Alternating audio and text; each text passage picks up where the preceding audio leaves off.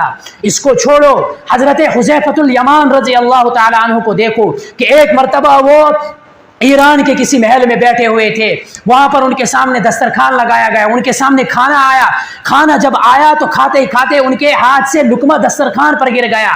अब वो सुन्नत तो ये है कि दस्तरखान पर लुकमा गिर जाए तो उसको उठाकर साफ करके खाना है। हजरत हुज़ैफा इब्नुल यमान ने उसी सुन्नत की इत्तिबा करते हुए उस लुकमे को उठाया और उठाकर खाने लगे। साथ में जो आदमी बैठे थे उसने उनको कोहनी से ऐसे दिया, कहा कि आप पता कहाँ बैठे हो, वो बड़े बादशाह के दरबार में बैठे हो, ये क्या कहेंगे कि ये फकीर आदमी है, इनको शायद खाने के लिए कुछ नहीं मिलता है, नीचे से उठाकर खा रहे हैं। हुज़ैफा इब्नुल यमान ने क्या मोहब्बत भरा जवाब दिया, अतरकतु सुन्नत हबीबी लिहाउलाइल हुमका, इन पागल और अहमकों और बेईमानों के लिए मैं हबीब की सुन्नत को छोड़ दूं। अतरकतु सुन्नत हबीबी, ये मोहब्बत थी।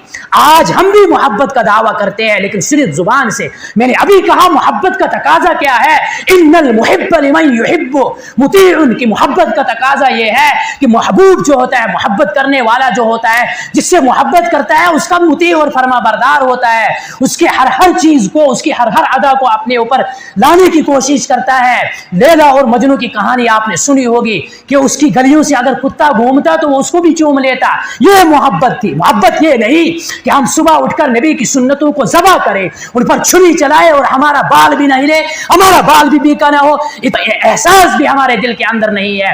हजरत इब्ने उमर की तरफ देखो, हजरत इब्ने उमर एक मरतबा सफर पर जा रहे थे। सफर पर जाते जाते एक मरतबा एक जगह पर पहुंचे, वहां उतरे, सवारी को रोका, सफर को मुनक़ते किया और जाकर एक जगह पर कज़ाए हाजत की शक्ल इख्तियार करके बैठे।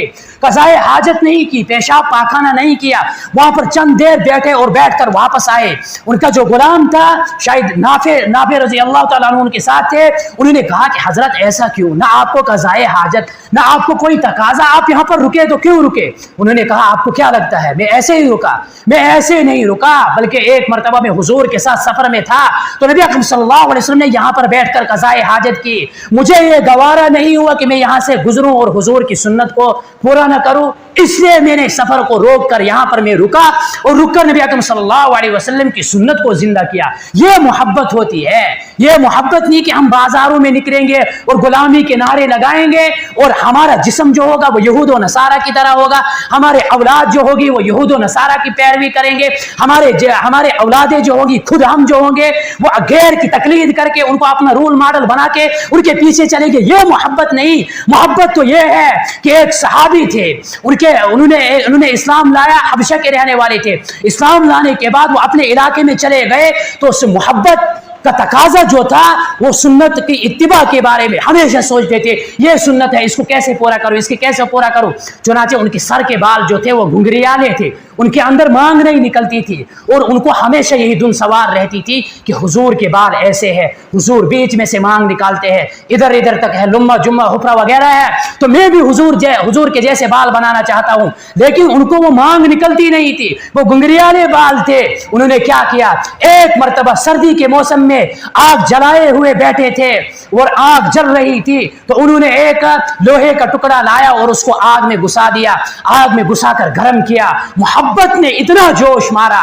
मोहब्बत का तकाजा यह होता है, इस तरीके से मुहिब अपने महबूब की इत्तिबा करता है, उसमें घुसाकर उसको शदीद तरीन गर्म करके वहां से उठाया और अपने सर पर ऐसे रगड़ा और बीच से पूरा सर को जला दिया।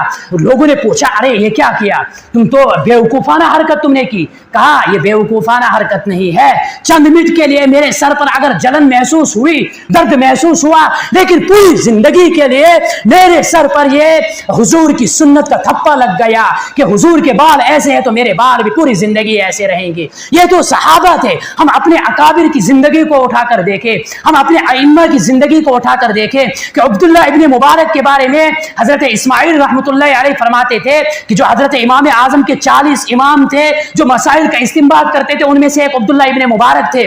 उनके बारे में कहते हैं कि इनकी जिंदगी और सहाबा की जिंदगी में अगर फर्क है तो वो सिर्फ इतना है कि सहाबा ने हुजूर को देखा, इसने हुजूर को नहीं देखा, बाकी कुछ फर्क नहीं है। यानी जिंदगी का हर हर पहलू, जिंदगी का हर हर लम्हा, जिंदगी की हर हर चीज इतनी उसके अंदर सुन्नत की इत्तिबा कि उनकी जिंदगी और सहाबा की जिंदगी के अंदर कोई फर्क उनको महसूस नहीं होता था।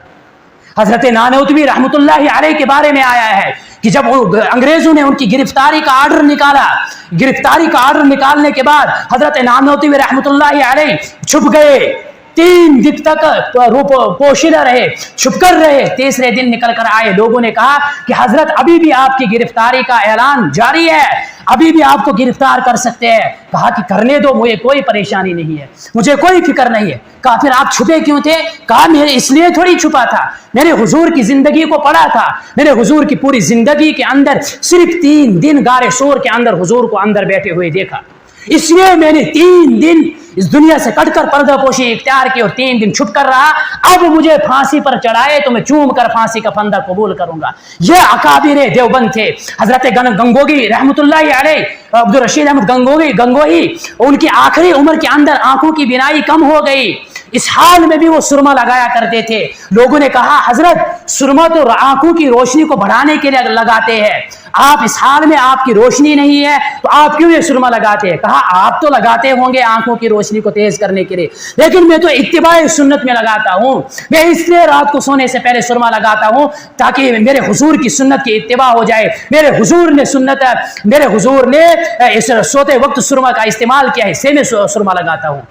उलमाए देवबंद के बारे में, एक आलिम के बारे में आता है कि वो इशा की नमाज के बाद 2 रकात बैठकर नफिल पढ़ते थे, वरना मसला तो ये है कि खड़े होकर नमाज पढ़ने में ज्यादा सवाब है। अगर कोई उज्र ना हो तो बैठकर पढ़ सकते हैं, मगर उसमें सवाब कम हो जाता है। उनसे किसी ने पूछा हजरत आप इतने अमल करते हो, इतने अमाल करने के बावजूद आप बैठकर क्यों नमाज पढ़ते हो? कहा कि ये ऐसे नहीं पढ़ता हूं, बैठकर पढ़ने में अगरचे सवाब में कमी है, मुझे सवाब की कमी मंजूर है, लेकिन नबी अकरम सल्लल्लाहु अलैहि वसल्लम की सुन्नत को छोड़ना मुझे मंजूर नहीं है। हुजूर का अमल था, वो हमेशा इशा की वितरों के बाद बैठकर 2 रकात नमाज पढ़ते थे।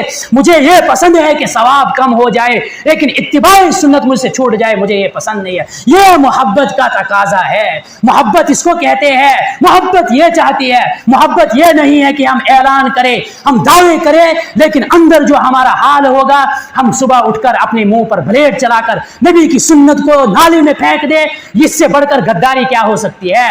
एक आलिम ने नबी अकरम सल्लल्लाहु अलैहि वसल्लम को ख्वाब में देखा, हुजूर का सीने अतहर तीरों से छल रही था, सीने अतहर पर जख्म ही जख्म थे। उनसे दरियाफ्त किया कि हुजूर क्या मामला है, क्या कुफारे मक्का आपको रोजे में भी तकलीफ पहुंचा रहे हैं, यहां पर भी आपको आराम से बैठने नहीं दे रहे हैं?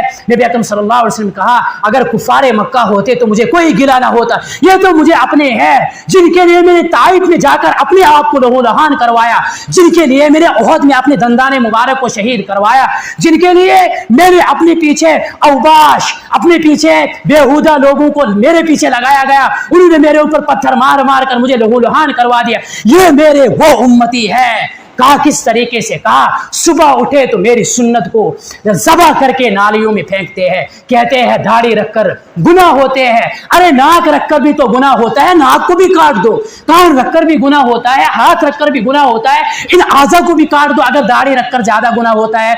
सुबह उठकर यहूद व नसारा की तरह फटा पड़ा लिबास पहनकर अपने दफ्तरों में जाते हैं और दावा करते हैं कि हम इत्तिबाए सुन्नत के हामिल हैं, हम इनकलाब बर्पा करेंगे, हम दुनिया के अंदर दस्तूर कायम करेंगे, शरीयत का निजाम नाफिज करेंगे। ऐसे शरीयत का निजाम नाफिज नहीं होता है। शरीयत का निजाम इस तरीके से नाफिज होता है कि हजरत उमर फारूक रज़ी अल्लाह तआला अन्हु जैसी जिंदगी बनानी पड़ेगी, सिद्दीक़ अकबर जैसी जिंदगी बनानी पड़ेगी। जान जाएगी लेकिन हुजूर की इत्तिबा नहीं जाएगी।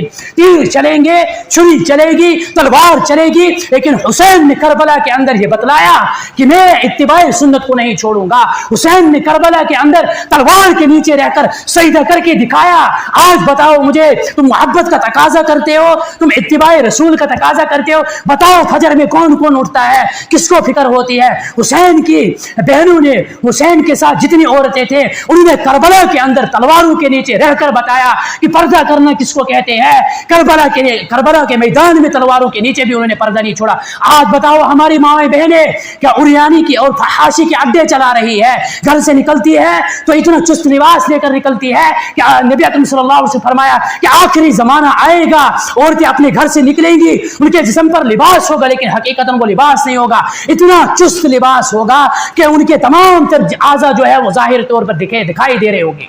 یہ محبت کا تقاضا نہیں ہے.